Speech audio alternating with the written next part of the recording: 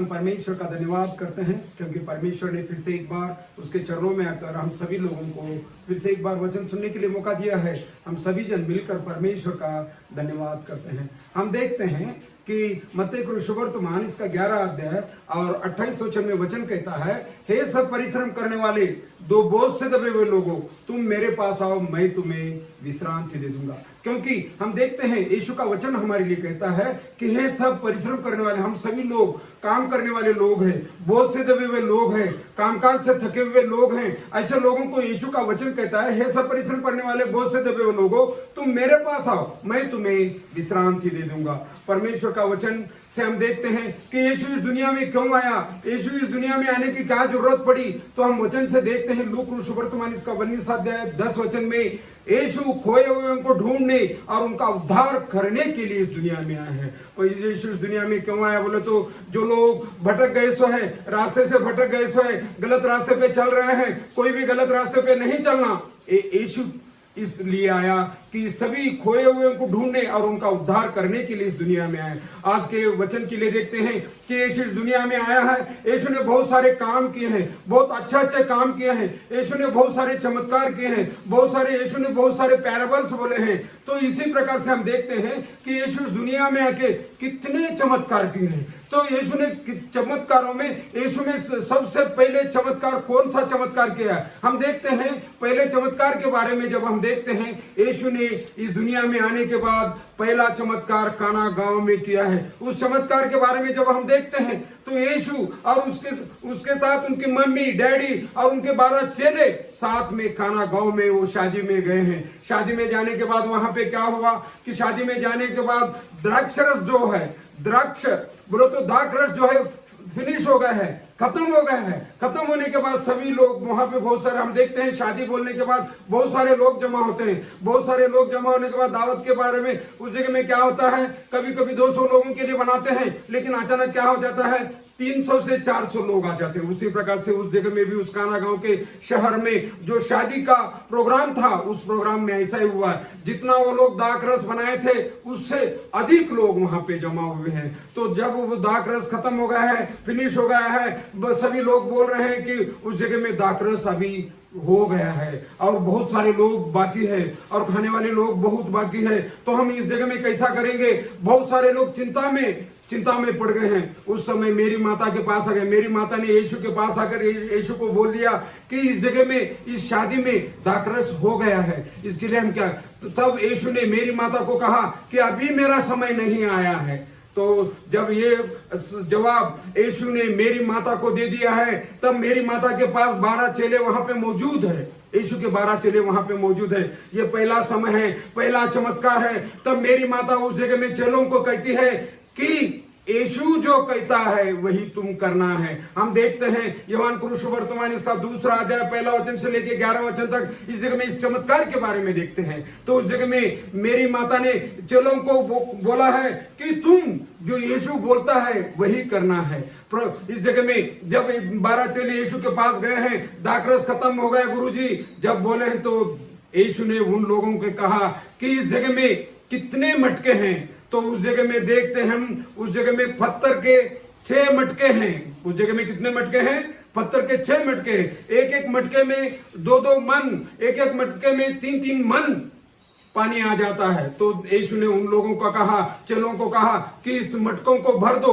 तो चेले उस मटकों को भरे हैं। हम देखते हैं आज के जमाने में 1 मन यानी कि 80 किलो, 2 मन बोले तो 160 किलो, 3 मन बोले तो 240 किलो, ऐसा 160 किलो, 160 केजी के एक मन है। 240 लीटर के एक पत्थर के वो मटके हैं। तो उस जगह में हम देखते हैं उसको पानी से भरा गया है। पानी से भरे जाने के बाद जब यीशु ने कहा कि उसको निकाल कर दे दो, निकाल कर जब देने के लिए गए हैं, तो निकाल को देने के लिए पहले जो दाखरस था उससे भी अच्छा प्योर दाखरस बन गया है। तो उस जगह में जो बनाने वाले, दाखरस बनाने वाले लोग थे, जो खाना बनाने वाले लोग थे, वो लोग क्या बोल रहे हैं कि इस जगह में पहले से भी अच्छा सा दाखरस आप अभी दे रहे हैं। बहुत सारे जगह में तो सबसे पहले प्योर देते हैं, लेकिन आप लोग तो पहले जो दिए थे वो सादा था, अभी जो सेकंड बारी को जो दाखरस दे रहे हैं एकदम प्योर ऐसा है। ये ऐसा पीछे क्यों छुपा के रखे हैं? लेकिन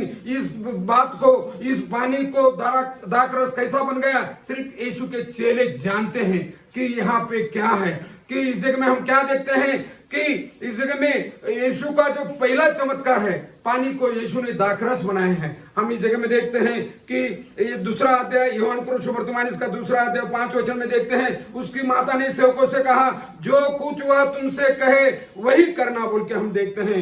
फिर इस जगह में हम देखते हैं कि काना गांव में यीशु ने पहला चमत्कार उस जगह में करके दिखाया है। हम देखते हैं कि इस जगह में शादी हो गई है, दाखरस वो लोग पी लिए हैं, खा लिए हैं, और उस जगह में शादी फिनिश हो गया है। तो उस जमाने, ये जो पहले सेंचुरी में हम देखते हैं ये जो चमत्कार है यीशु का पहला चमत्कार, तो यीशु का पहला चमत्कार काना गांव में हुआ है।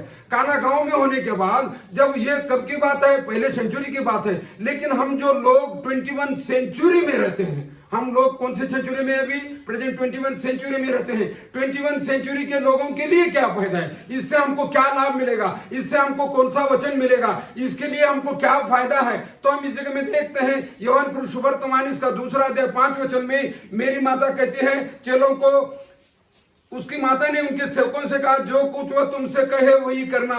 जब हम इस 21 सेंचुरी के लोग भी अगर यीशु की बात सुनते हैं, यीशु जो कहता है वो करते हैं, तो हमारे जीवन सार्थक बन सकते हैं। इस जो चमत्कार से हमको सीखना है कि बहुत सारे लोग बोलते हैं उस समय की बात है, उस समय तो लोग खा लिए, पी लिए, मजा करे, शादी हो गए, फिनिश हो गए। तो हम इस जीवन में इस चमत्कार से क्या मिलेगा?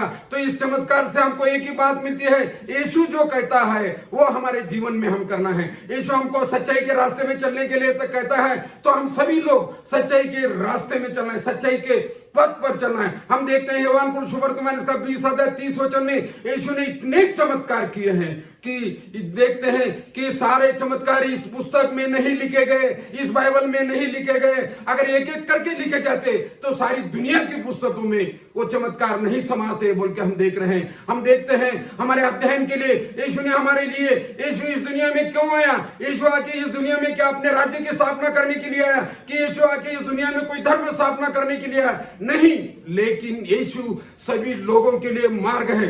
यीशु का वचन से हम देखते हैं, यीशु ने कहा, मार्ग और सच्चाई और जीवन मैं हूं, मेरे द्वारा आए बगैर तुम कोई भी स्वर्ग पिता के पास नहीं पहुंच सकते। तो यीशु हमारे लिए एक मार्ग है। हम देखते हैं यशायाह नबी की किताब, यशायाह नबी की किताब इसका 41 चैप्टर में देखते हैं कि इस जगह में देखते हैं, मत डरो क्योंकि मैं तुम्हारे संग हूं, इधर उधर मत ताक क्योंकि मैं तेरा परमेश्वर हूं। मैं तुझे दृढ़ करूंगा और तेरी सहायता करूंगा, अपने धर्म में दाहिने हाथ से तुम्हारे संभाले रखूंगा। इस जगह में यीशु का वचन हमको क्या कहता है कि मत डरो। हे लोगों, क्या करो? तुम मत डरो, इधर उधर मत ताको। इधर उधर तो तुम लोग नहीं देखना, लेकिन किधर देखना है? मेरे तरफ देखना है। यीशु ने जो मार्ग हमको सिखाया है, यीशु ने मार्ग जो हमको बताया है, उस मार्ग की तरफ देखना है। इस जगह में हम देखते हैं यशायाह नबी की किताब इसका 41 चैप्टर 10 वर्स में देखते हैं, मत डर क्योंकि मैं तेरे संगम हूं, इधर उधर मत ताक क्योंकि मैं तेरा परमेश्वर हूं। मैं तुझे दृढ़ करूंगा और तेरी सहायता करूंगा, अपने धर्म में दाहिने हाथ से तुझे संभाले रहूंगा। हम क्या देखते हैं? यीशु का जो धर्म में हाथ है। हम कभी भी धर्म करते हैं क्या लेफ्ट हैंड से करते हैं? नहीं, लेकिन हम कभी भी धर्म करते समय, किसी को दान देते समय राइट हैंड से दान देते हैं। तो इस जगह में वचन भी कहता है कि धर्म में दाहिने हाथ से तुझे मैं संभाले रखूंगा।